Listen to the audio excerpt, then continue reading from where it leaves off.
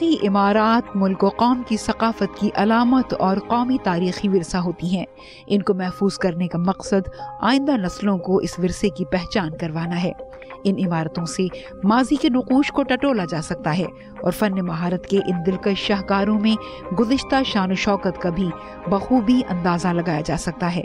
اور جب ہم تاریخی ورثے کی بات کرتے ہیں تو ہمیں سب سے پہلے یہ سمجھنا ہوگا کہ آخر تاریخی ورثے کی تعریف کیا ہو سکتی ہے۔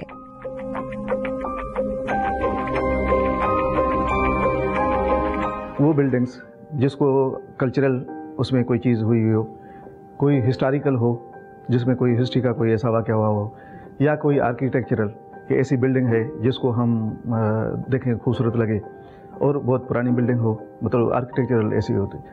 تو یہ 3-4-5 چیزیں ہیں جس کی وجہ سے ہم ڈکلیئر کرتے ہیں ہیریٹیج یا ورثہ۔ ورثہ پھر وہ پوری قوم کا ہوتا ہے، کسی ایک بندے کا نہیں ہوتا۔ وہ 3-4 چیزوں میں ڈیفائنڈ ہوتا ہے۔ ایک یہ کہ اس کے کتنے سال ہیں، وہ کتنی پرانی بلڈنگ ہے، اس کا مٹیریل کیا ہے، وہ کس چیز کی بنی ہوئی ہے، اس کی آرکیٹیکچرل ایلیمنٹس کیا ہیں۔ آج ہماری بلڈنگز 6 انچ کی بنتی ہیں دیواریں، وہ ہوتی ہیں 2 فٹ کی۔ اس کا ایک ایلیمنٹ ہوتا ہے نا، ایک آرکیٹیکچرل ایلیمنٹ ہے۔ پھر کھڑکیاں کس طرح کی ہیں، ووڈ ورک، اندر کا کام کیسا ہے، آرکیٹیکچرل ٹائپولوجی کیا ہے، اندر سے اندر۔ کبھی کبھار پرانی بلڈنگز میں اگر آپ ہندو عمارتوں کو دیکھیں گراؤنڈ +3 کی، تو اس کے اندر کورٹ یارڈ آ جاتا ہے، کوئی نقاشی ہو، کوئی فریسکوز ہوں، کوئی اندر پینٹنگز ہوں، میورلز بنے ہوں، وہ سب اس کو اور مزید ہیریٹیج میں اور سالیڈیفائی کرتا ہے کہ یہ ہیریٹیج کیٹیگری میں بیٹھتی ہے بلڈنگ۔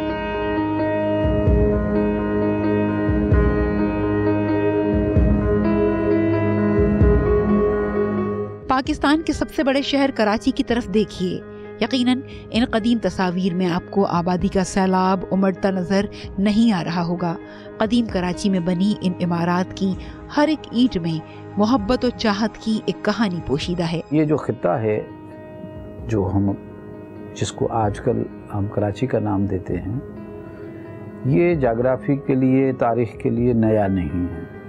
تو یہاں پر آج سے 5000 سال پہلے بھی ایک بہت عظیم تہذیب کے آثار ملتے ہیں جو ملیر کے ایریا میں ہے، اللہ دنوں کی سائٹ کہلاتی ہے۔ وہاں سے بہت زیادہ خوبصورت زیور اور ظروف برتن ملے ہیں جو نشاندہی کرتے تھے کہ ایک بہت ہی اچھی اربن سیٹلمنٹ، یعنی شہری آبادی کی نشاندہی کرتے۔ تالپور جو ہمارا سندھ کا رول تھا، اس کی یہ outer most check post point تھا، جہاں پہ جو منوڑا کا فورٹ ہمارا جو تھا، وہ ساری چیزیں پہلے سے موجود تھیں۔ یہاں کی ہاربر ایکٹیویٹیز بھی پہلے سے موجود تھیں، مگر جو کراچی کو بوم ملی اور جس شکل میں ہم آج کراچی کو جانتے ہیں اور دیکھتے ہیں، یہ بیسیکلی پوری development during the colonial period ہی ہوئی ہے، اور اسی وجہ سے کراچی کو زیادہ تر لوگ as a colonial city he refer کرتے ہیں اس کی ہسٹری کو۔ کراچی کی تاریخ پر نظر ڈالتے ہوئے یہاں برطانوی طرز تعمیر بھی نظر آتی ہے۔ انگلش عہد کی یہ تعمیرات مکمل طور پر گزشتہ عہد کی عکاسی کرتی ہیں۔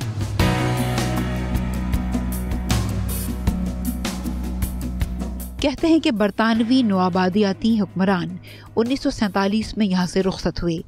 قیام پاکستان کے وقت حالات سازگار نہ تھے، اسی لیے شہر کراچی میں موجود برطانوی طرز تعمیر یا اس کے زیر اثر تعمیراتی نمونوں پر توجہ نہیں دی گئی۔ یہ جو پتھر ان عمارتوں میں لگا ہے، یہ پتھر یہاں کا نہیں ہے۔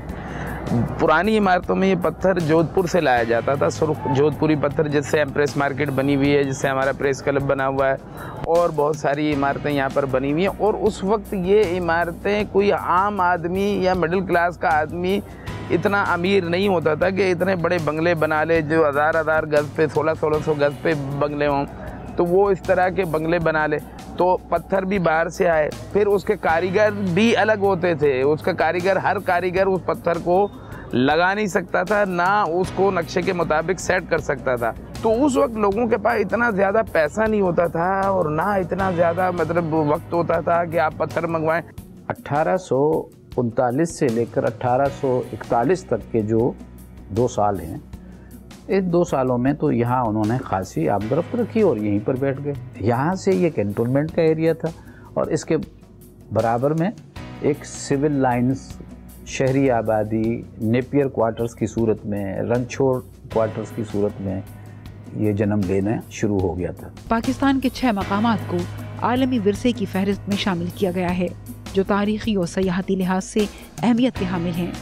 اقوام متحدہ کے ثقافتی ادارے یونیسکو کی جانب سے مرتب کی جانے والی عالمی فہرست میں موہنجو دڑو, ٹیکسلا, تخت بھائی کے کھنڈرات, شاہی قلعہ, مکلی کا قبرستان اور قلعہ روہتاس شامل ہیں.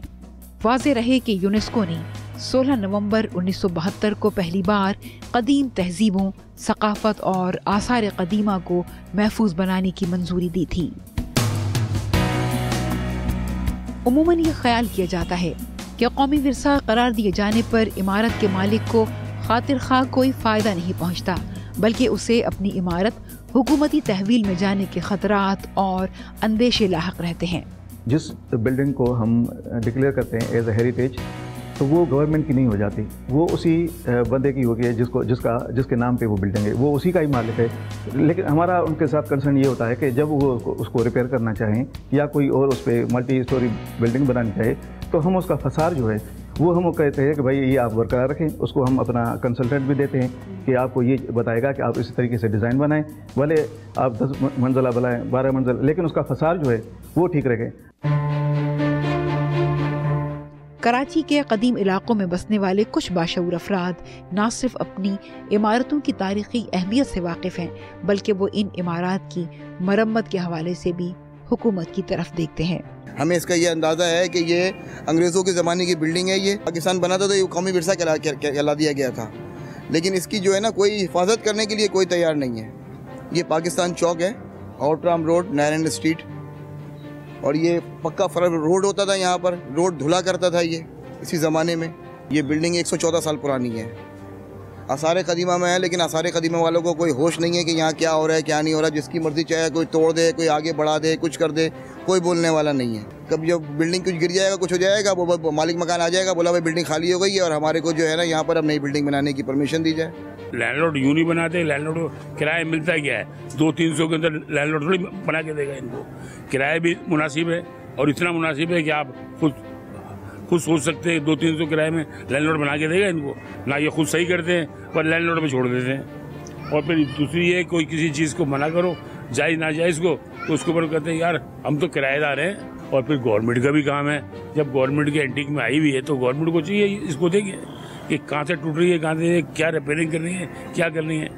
حال ہی میں کراچی میں تجاوزات کے خلاف آپریشن کے نتیجے میں امپریس مارکیٹ صدر کی طرف دکانوں کو صاف کروایا گیا اور قیاس یہی ہے کہ اسے عجائب گھر میں تبدیل کیا جائے گا. بھائی کیوں میوزیم بناتے ہیں, وہ مارکیٹ ہے, اسے مارکیٹ رہنے دیں. آپ بھائی 270 یا 80 دکانیں اندر ہیں نا, وہ تو اس وقت کی بنی ہوئی ہیں, تو اسے مارکیٹ رہنے دیں. اسے آپ مارکیٹ کیوں نہیں رہنے دیتے؟ اصل مسئلہ یہ ہے کہ یہاں اربوں روپے پیسے داؤ پہ لگے ہوئے ہیں, جو بھتے کی صورت میں جاتے ہیں, جو چندے کی صورت میں جاتے ہیں, جو کسی اور صورت میں جاتے ہیں. اور اب میں کیا بتاؤں اس میں کون کون انوالو ہے. بریک کے بعد دیکھیے قدیم عمارتوں کو کثیر المنزلہ رہائشی عمارت میں تبدیل کرنے کے لیے کیا کیا حربے استعمال کیے جاتے ہیں.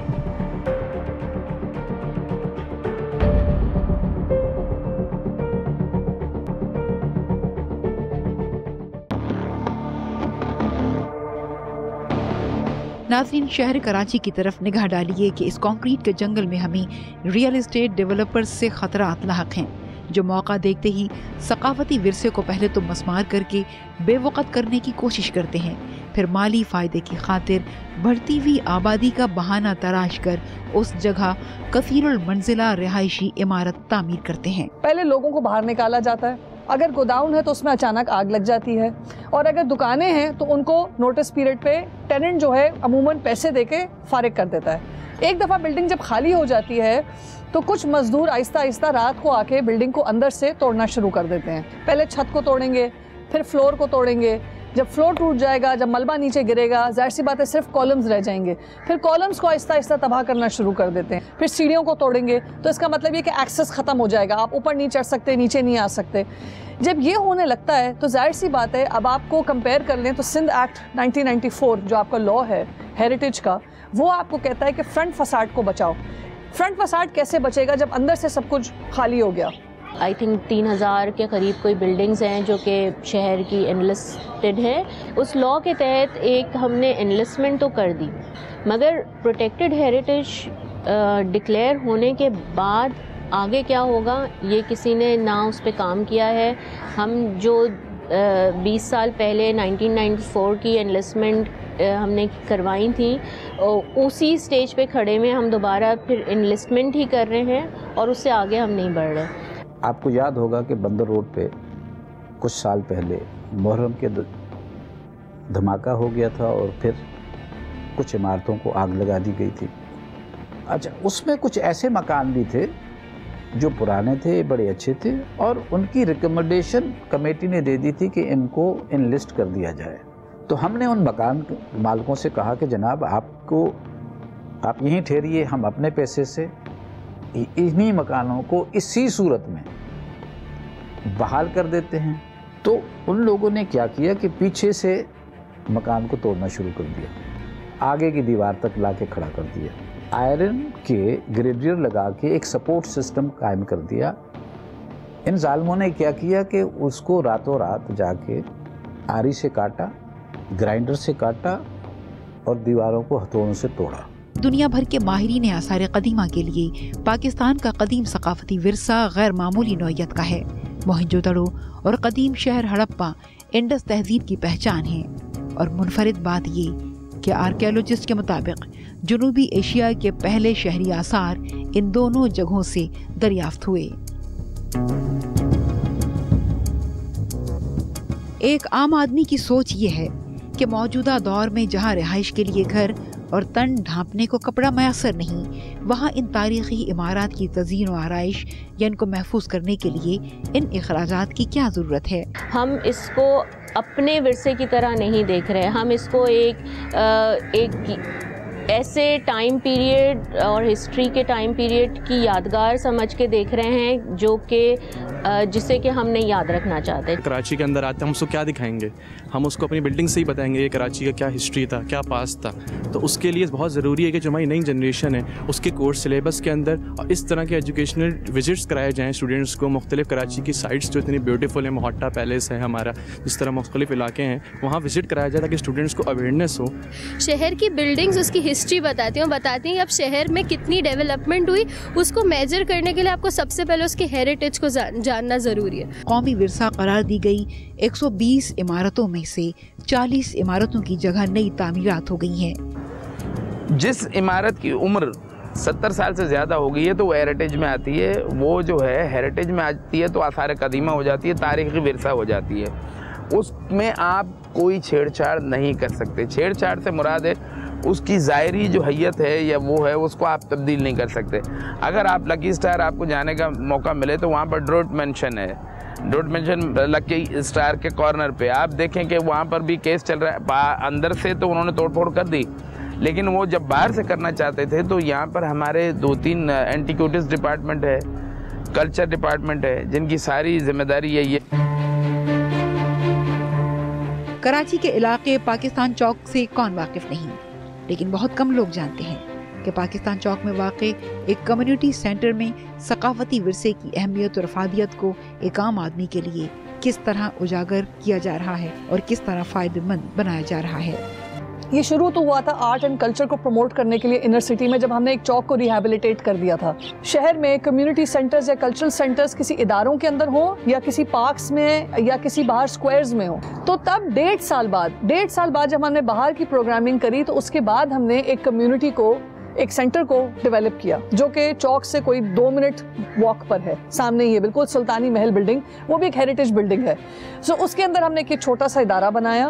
اس ادارے کے اندر ہم نے آلموسٹ اب کوئی 120 ایکٹیویٹیز کر چکے ہیں. وہ ٹورزم بیسڈ نہیں ہے، وہ ایکیڈیمک اور اویئرنیس پروگرام ہے جس میں ہم لوگوں کو بتاتے ہیں کہ چل کے واک کر کے ہسٹری بتاتے ہیں کہ دیکھیں جی یہ شرگنتی بلڈنگ ہے, اس کی یہ ہسٹری ہے, مگر اس میں یہ پرابلمز ہیں. تو ہم نہ صرف اس کو پروموٹ کر رہے ہیں بلکہ ہم اس میں ایشوز بھی بتا رہے ہیں. ہیریٹیج واک کا سب سے جو اہم مقصد یہ ہے کہ اینڈ میں ہم لوگ ایک کیفے میں بیٹھتے ہیں, جو لوگ اٹینڈیز ہوتے ہیں ہم ان سے پوچھتے ہیں کہ سینٹر اس انر سٹی کے ساتھ کیا کیا جائے. تو اس سے کیا ہوتا ہے کہ آپ لوگوں کا ویوشپ پتہ چلتا ہے, ویورز کا, کہ وہ لوگ کیا سوچتے ہیں. یہ اجڑی ہوئی خاموش عمارتیں کس سے اپنی خستہ حالی کا شکوہ کریں کہ ماضی میں دلہن کی طرح مان رکھنے والی یہ عمارات ہار سنگھار بھول چکی ہیں. یہ ایشوز ریزالو نہیں ہوں گے, بلڈنگیں ایسے ہی گرتی رہیں گی. لوگوں کو اگر لیگلی اجازت نہیں ملتی ہے, NOCs نہیں ملتے ہیں, وہ چپکے سے کسی بھی ویکینڈ پہ راتوں رات بارش مانسون کی ہوتی ہے اور ہمیں فکر لگ جاتی ہے کہ اب اس سیزن میں کتنی عمارتیں گرا دی جائیں گی, کیونکہ بارش کی آڑ میں جو ہے وہ کہہ دیتے ہیں کہ جی وہ گر گئی. کہیں بھی پتہ چلتا ہے کہ اگر کوئی بلڈنگ کو کوئی نقصان پہنچا رہا ہے یا کوئی اونر خود پیچھے سے اس کو ہٹا رہا ہے تو ہم باقاعدہ اس پہ ایکشن لیتے ہیں. ابھی تو ہم کچھ دنوں کے بعد FIR داخل کرانا شروع کریں گے, کیونکہ ہم نے پہلے نوٹسز دے دیے ہیں لیکن لوگ نہیں مان رہے. ابھی یہ ہے کہ ہمیں سختی کرنی پڑے گی اور ان کو کم از کم اگر کوئی اس طریقے کی تباہی کرے گا ہیریٹیج بلڈنگ کی تو یقیناً جیل میں جائے گا. تاریخی ورثے کی حفاظت کے لیے مؤثر اقدامات سے نہ صرف دنیا میں ہم اپنا تشخص برقرار رکھ سکیں گے بلکہ نئی نسل کے لیے بھی ماضی کے روشن ابواب کو بطور امانت سونپنے کے اہل ہوں گے.